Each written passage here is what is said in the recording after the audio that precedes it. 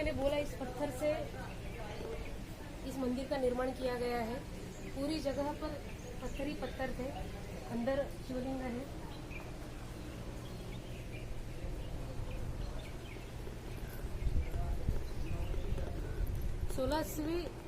सोलहवीं सदी के लास्ट में, अंत में, यहाँ पे अब जो पैसेज दिख रहे हैं, मैंने जो बोबड़ी गंगा का नामोच्चारण किया तो उसका स्थान यहाँ पे बताया जाता है।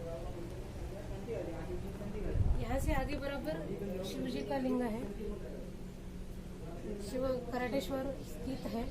और यहाँ पे ऐसा बोला जाता है कि जब आरती होती थी शिव जी के जन्मदिन पर, तब यहाँ पे गंगा आती थी और 1 घंटे बहुत आवाज करके वो बहती यहाँ से जाती थी। ये सब यहाँ वहाँ पहले हुए थे।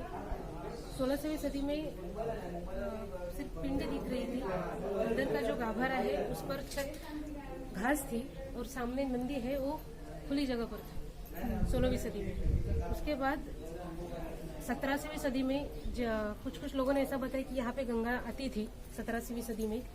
तो जब ये काम स्वच्छता का काम किया गया, जगह बढ़ाने का काम किया गया, तब उस वक्त तो गंगा लुप्त हो गई। साथ ही साथ में जब धर्मशाला का निर्माण हुआ, यहाँ पे धर्मशाला है। ओके। धर्मशाला में अभी पुराना सामान रखा हुआ है। बहुत सारे योगी यहाँ पे आके तप करके चले जाते थे। 10-10, 12-12 साल यहाँ पे ही रहते थे, शिव जी का ध्यान किया करते थे। ये है धर्मशाला। उसके बाजू में आप देख रहे हैं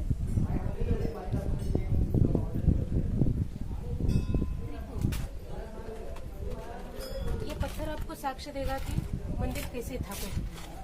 पुराने जमाने से हमारे इधर दीप प्रज्वलन किया जाता है। खास करके जो शिवजी के मंदिर है वहाँ पे त्रिपुरारी पूर्णिमा के दिन दिए जलाए जाते हैं। मगर यहाँ पे त्रिपुरा का उत्सव नहीं मनाया जाता। तो शिवजी का जब जन्मदिन होता है तभी दिए जलाए जाते हैं। ये पूरा करीबन 5-6 फीट से ज़्यादा पत्थर है। उसके ऊपर जो यहाँ के लोकल लोग जो थे उन्होंने वो तास के पत्थर का एक स्तंभ बनाए हैं, उसके ऊपर दिया जलाया जाता था। और ये 17वीं सदी में मैंने जैसे बोला कि पुनर्निर्माण किया गया, तब ये बांधा गया था। उसके ऊपर प्लास्टर का काम अभी नया किया गया था। अब साल भी देख सकते हैं 1970। अभी उसके ऊपर एक दिया जलाया जाता था।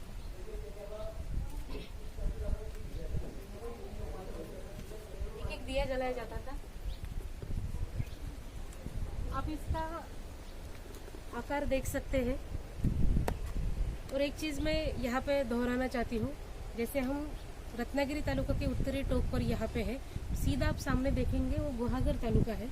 वहाँ पे बराबर अपने शिवजी के मंदिर के सामने वेणलेश्वर नाम का मंदिर है। अच्छा। वेणलेश्वर और कराटेश्वर ये दोनों भाई है ऐसा माना जाता है पूर्वापार से।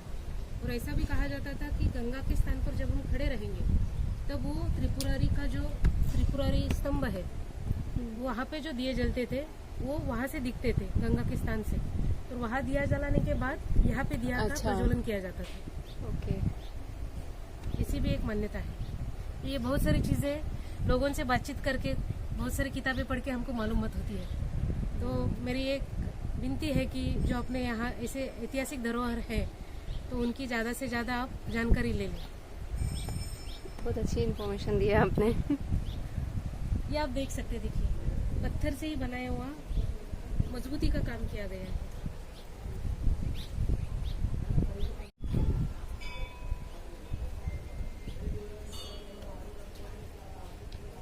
आप ऊपर की तरफ से देखेंगे तो ऊपर से आने वाला पानी बीच में रुक के मिट्टी निकलने का काम करता है। इसके लिए कुछ लोगों ने यहाँ पे काम किया है, ज़्यादा से ज़्यादा मजबूत बनाने का काम किया है। इस तिकडे पण जाऊया।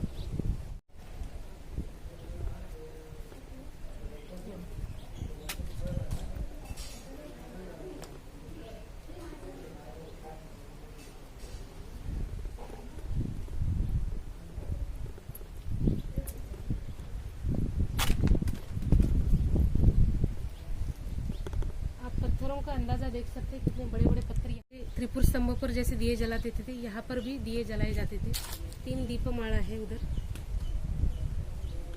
यहाँ से हम आगे चले जाते हैं तो वहाँ पे एक कुंड था, जलकुंड बोलते हैं, क्योंकि शिवजी के जितने भी मंदिर आपने यहाँ थे वहाँ पे जलकुंड का निर्माण किया गया है। मगर अभी 2-3 साल पहले जब ये मिट्टी नीचे आई तब ये सब ढक गए।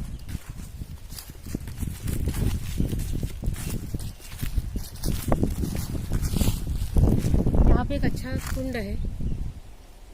हाँ, अभी तो पूरा समझ में नहीं आ रहा है क्या है। हा मधला पोर्शन जो आहे ना, हाँ, सगळं पाण्याचं आहे डोह।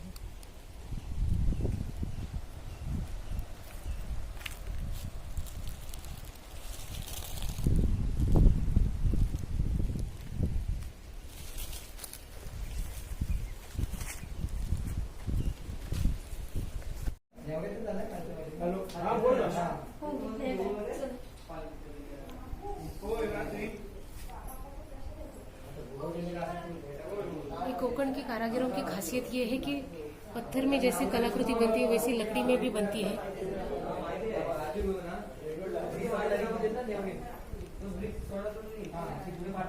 ज्यादा से ज्यादा नैसर्गिक अनुभूति आने के लिए मंदिर का निर्माण ऐसा हुआ है। हाँ,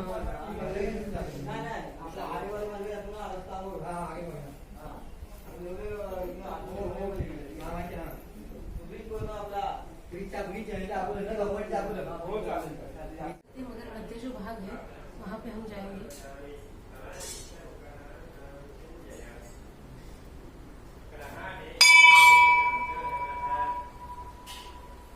जिन जिन लोगों ने मन्नतें मांगी है उन्होंने घंटाएं दी है यहाँ पे। यहाँ पे आप सांप देख रहे हैं, पीतल और चांदी के कुछ सांप दिख रहे हैं। जिसकी मन्नत रहती है उसके अनुसार वो यहाँ पे सांप या फिर घंटा या फिर कुछ वस्तु दान करता है। आगे आइए।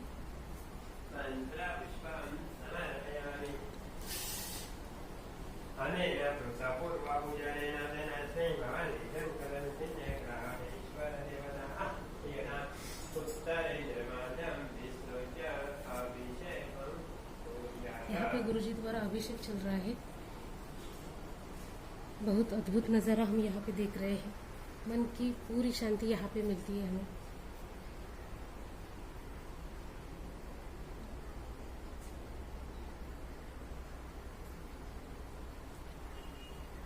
गुरु लोगों का मानना भी है कि यहाँ पे जीता जागता सांप भी यहाँ पे आता है, जो कभी कभी गुरु लोगों को दिखता भी है। उसको हम राखणदार बोलते हैं।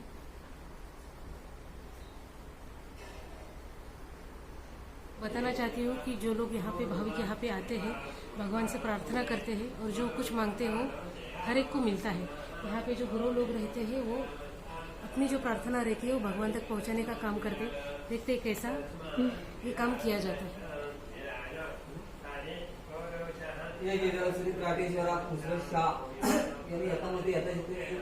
आपल्या चरणाची घेऊन भेट दिली ते मान्य करून त्यांच्या नोकरीच्या घर कुटुंबात शांती लागून त्यांची जी काही मनोकामना पूर्ण केलेली प्रमाणे त्यांच्या सदैव पाठीशी उभा राहत असा त्यांचा शुभ आशीर्वाद घेऊन त्यांची जी काही मनोकामना पूर्ण कर केली मान्य असा त्यांच्या सदैव पाठी आपला उभा राहा।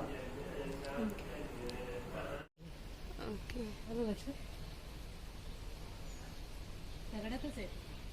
होय, फक्त पुढे हे दिलंय समजण्याकरती। शेप दिलाय।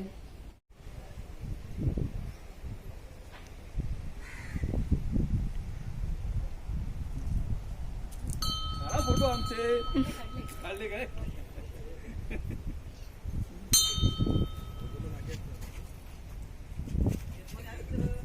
बनव लवकर, बनव जेवण बनव लवकर। ते वारं पण छान येतंय झाडं असल्यामुळे।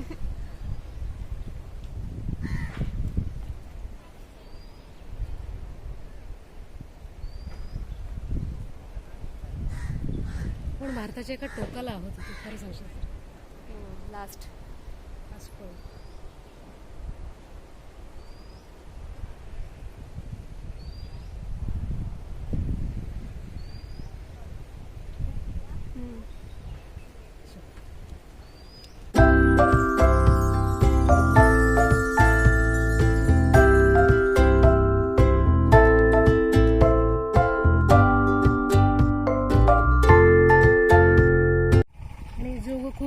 व्यास जो आहे, जे जोग नावाचे जे देशभरामध्ये परदेशात जे काही लोक आहेत त्यांची ही कुलदेवत आहे.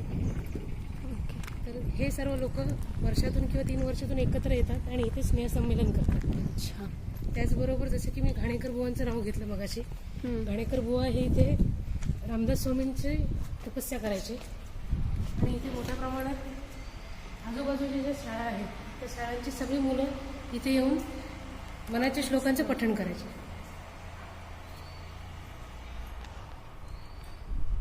रामदास स्वामी, गणपती, मारुती, प्रभू श्रीराम, लक्ष्मण, सीतामाई, विठ्ठल रखुमाईची इथे मूर्ती आहेत. त्याचबरोबर इथे तुम्ही यज्ञ कुंड पहा.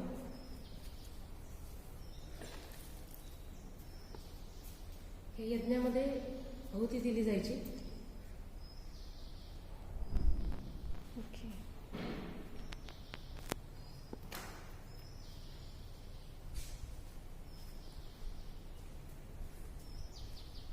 हे भरपूर कमीच लोकांना माहीत असेल.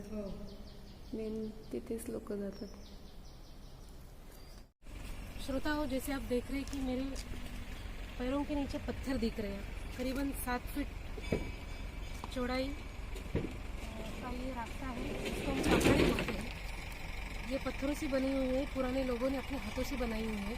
श्रावण मास में जब 4 सोमवार यहाँ पे यात्रा रहती है तो यहाँ पे दोनों तरफ दुकानें लगती है. हाँ.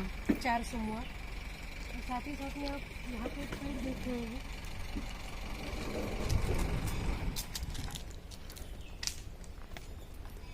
बकोड़ी इसका नाम है.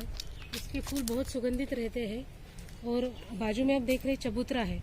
पुराने ज़माने में जब इकट्ठा होने का समय आता था तब सब लोग चबूतरे पर बैठकर बातें किया करते थे.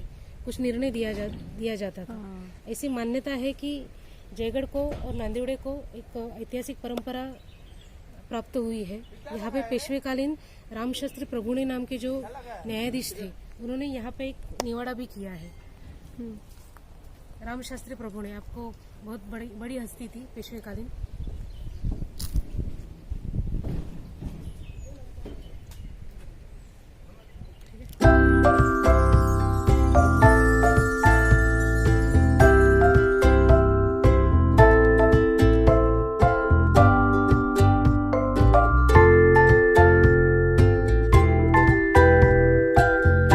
मंदिर से कुछ ही डिस्टेंस की दूरी पे है जयगढ़ लाइट हाउस. बट अभी विजिटर्स के लिए यहाँ पे एंट्री सख्त मना है बिकॉज ऑफ कोविड गाइडलाइंस.